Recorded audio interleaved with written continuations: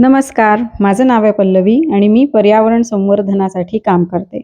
तुम्हा सगळ्यांना तर माहितीच आहे, की मी नुकतंच मुंबईला TEDxमध्ये स्पीकर म्हणून मला आमंत्रित केलं होतं आणि तिथे मी माझा जो प्रवास आहे नेचर कन्झर्वेशनसाठीचा, तो मी तिथे सादर केलेला आहे. अजून अपलोड व्हायचा आहे. पण तिथे मी हा जो लूक कॅरी केला होता, त्याची खूप चर्चा झाली, खूप प्रशंसा झाली आणि मी व्लॉग्स टाकल्यावरती अनेकांनी मला हे सांगितलं, की त्यांना माझा हा लूक खूप खूप आवडला म्हणून.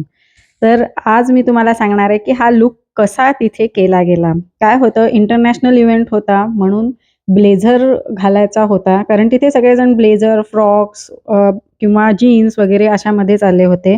आणि पण मला भारतीय आपली परंपरा फार आवडते. मला साड्या भयानक आवडतात.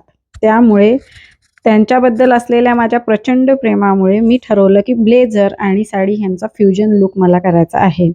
आणि हा माझा लूक डिझाइन केला होता माझी मैत्रीण दीप्ती अग्रवाल यांनी. तिचं दीप्तीज क्रिएशन्स म्हणून पेज आहे, बुटीक आहे आणि ती नवनवीन असे एक्सपेरिमेंट्स करतच असते.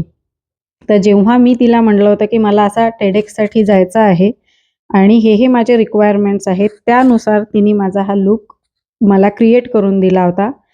जरी साडी माझी आहे, ब्लेझर माझं आहे, ज्वेलरी माझी आणि मेकअपही तिथे स्वतःचा स्वतः केलेला होता. पण हे सगळं जे डिझायनिंग आहे, की हे असं-असं घालायचं इथून म्हणजे काय म्हणू तयार होण्याची जी पद्धत आहे, ती साडी नेसायची एक विशिष्ट पद्धत आहे ब्लेझरवरती, ती सगळी मला दीप्तीने डिझाइन करून दिली होती आणि तुम्हा सगळ्यांनाच नाही, तर तिथे देखील अनेकांना तो आवडला. म्हणजे इव्हन TEDxच्या ज्या अधिकारी आल्या होत्या ऑफिशियल त्यांच्या, त्या पण मला म्हणाल्या, की हा लूक खूप सुंदर दिसत आहे म्हणून.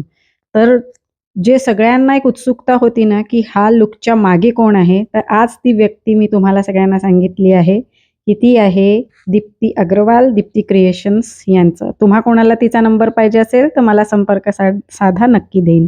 भेटूया.